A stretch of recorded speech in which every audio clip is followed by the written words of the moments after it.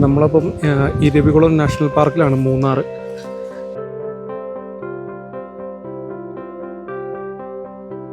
ഇവിടെ ഈ വണ്ടിയൊക്കെ നമ്മൾ പാർക്ക് ചെയ്തിട്ടുണ്ട്.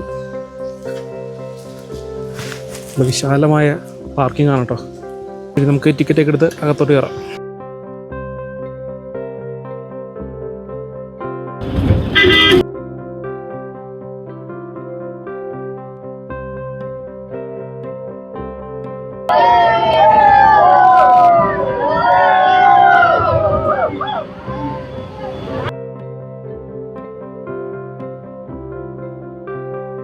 നമ്മളിവിടെ വണ്ടിയിലെത്തിയിട്ടുണ്ട്, മുകളിലെത്തിയിട്ടുണ്ട്. ഇവിടെ വരെയാണ് ബസ്സുള്ളൂ. ഇവിടുന്ന് കുറച്ച് ദൂരം നമുക്ക് നടന്നു പോകാനുണ്ട്. ഇവിടുന്ന് ഇതിൽ കയറി മുകളിലോട്ട് പോകാം.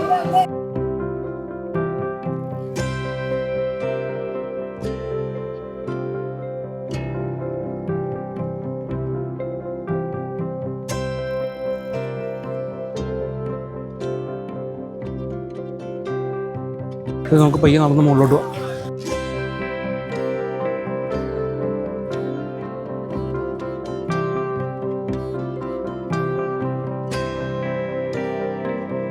നമുക്കിവിടുന്ന് താഴെ നിന്ന് ഏകദേശം ഒരു കിലോമീറ്ററോളം മുകളിലോട്ട് നടന്ന് കയറിപ്പോയി കാണാനുണ്ട്. താഴെയൊക്കെ നല്ല അടിപൊളി വ്യൂ ആണ് കേട്ടോ.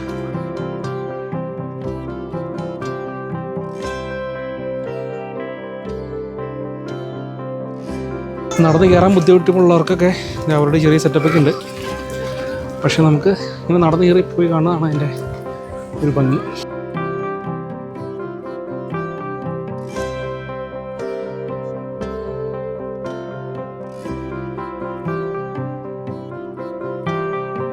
നമ്മളിപ്പോൾ പന്നൊഴിക്ക് നിലവിൽ ഒരു വരയാടിനെ പോലും കണ്ടില്ല കേട്ടോ.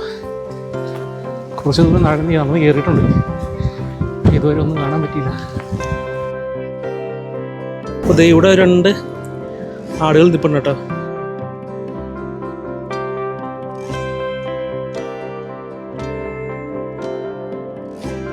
ഇവിടെ 2 നിൽപ്പുണ്ട്, താഴേക്ക് നിൽപ്പുണ്ട് കേട്ടോ.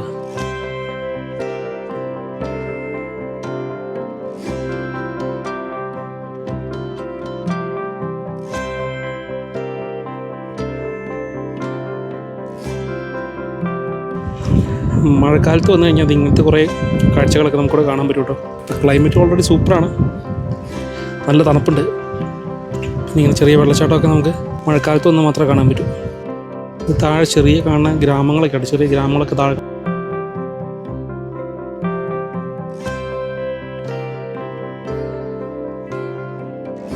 നീലക്കുറിഞ്ഞി ഉണ്ടാകുന്ന സമയത്ത് ഏറ്റവും കൂടുതൽ നീലക്കുറിഞ്ഞി ഉണ്ടാകുന്ന ഈ മലയിലാണ് കേട്ടോ.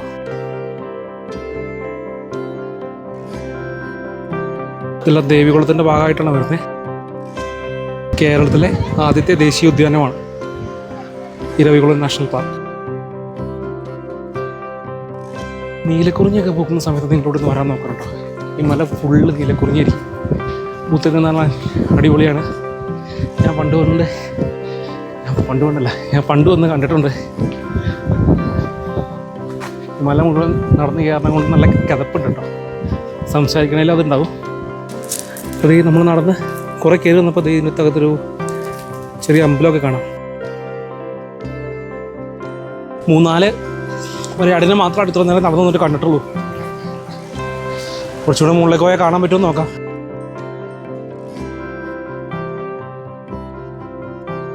ഇവിടെ നോക്കി, അടിപൊളി ഇരിക്കാനുള്ള സെറ്റപ്പൊക്കെ ഉണ്ട്. അപ്പോൾ അതെ, നിങ്ങൾ ആരെങ്കിലും ഈ വീഡിയോസൊക്കെ കാണുന്നുണ്ടെങ്കിൽ നമ്മുടെ ചാനലൊന്ന് സപ്പോർട്ട് ചെയ്യണം, ചാനലിനെ സപ്പോർട്ട് ചെയ്യണം, സബ്സ്ക്രൈബ് ചെയ്ത് നമ്മൾ സപ്പോർട്ട് ചെയ്യുക. ഓക്കെ, നമുക്ക് ബാക്കി കാഴ്ചകളൊക്കെ കാണാം.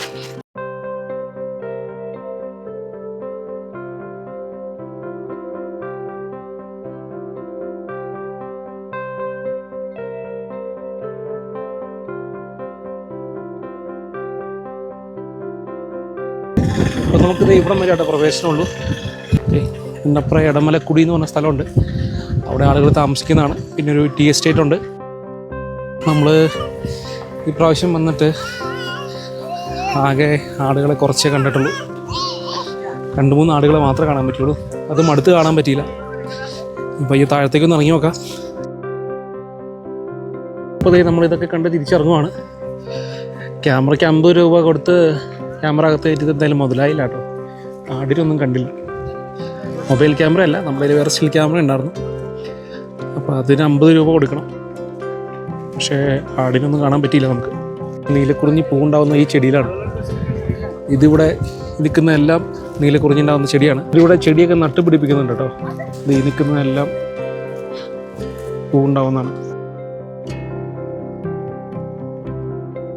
നമുക്കിവിടെ ടൈം സ്പെൻഡ് ചെയ്യാനായിട്ട് അങ്ങനത്തെ ലിമിറ്റൊന്നുമില്ല കേട്ടോ. നമുക്കിത് ക്ലോസ് ചെയ്യണവരെ നമുക്കിവിടെ നിൽക്കാം. ഇത്ര ടൈം വരെ നിൽക്കണമെന്ന് അങ്ങനെയൊന്നുമില്ല.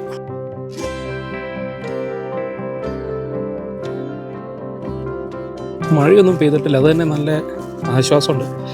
നല്ല ക്ലൈമറ്റാണ്, വെയിലുമില്ല. ഇപ്പോൾ സമയം 2:30 ആയിട്ടുണ്ട്. താഴെ നോക്കി.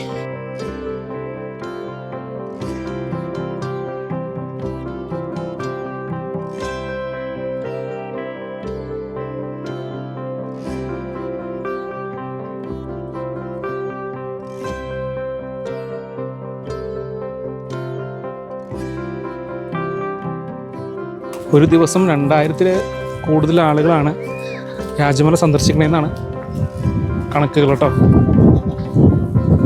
ഇവിടുത്തെ ടൈമിംഗ് വരുന്നത് രാവിലെ 8 മണി തൊട്ട് വൈകിട്ട് 4 മണി വരെയാണ്. അപ്പോൾ നമ്മൾ നടന്ന് താഴെ എത്തിയിട്ടുണ്ട്. ബസ് അവിടെ കിടക്കുന്നുണ്ട്. ബസ് 3-4 എണ്ണം ഉണ്ടെന്ന് തോന്നുന്നു കേട്ടോ. പെട്ടെന്ന് ബസ് വരും. നമുക്ക് പെട്ടെന്ന് തന്നെ താഴെ എത്താവുന്നേ ഉള്ളൂ. വലിയ തിരക്കും കാര്യങ്ങളൊന്നുമില്ല. എന്തായാലും ചെറിയൊരു വിഷമത്തോടു കൂടിയാണ് ഇന്നിപ്പോൾ പോകുന്നത്. ഇവിടുത്തെ എന്തായാലും കണ്ടു കഴിഞ്ഞു. ഇത് കൂടുതലൊന്നും നമുക്കിവിടെ കാണാനില്ല. ഒരു 2 മണിക്കൂറൊക്കെ കാണാവുന്നതേ ഉള്ളൂ മാക്സിമം. ആടിനെ അടുത്ത് കാണാൻ പറ്റിയില്ല, ഫോട്ടോ എടുക്കാൻ പറ്റിയില്ല. അതാണ് ഞാൻ പറഞ്ഞ വിഷമം. അപ്പോൾ അതിൻ്റെ നല്ലൊരു ഫോട്ടോ എടുക്കാം എന്നൊക്കെ ധാരണയിലാണ് ഇന്ന് വന്നത്. ഇതിൻ്റെ അകത്ത് ഈ പാർക്കിൻ്റെ സ്റ്റോറിയും കാര്യങ്ങളൊക്കെ അടങ്ങിയിട്ടുള്ളൊരു സംഭവം വച്ചിട്ടുണ്ട് കേട്ടോ.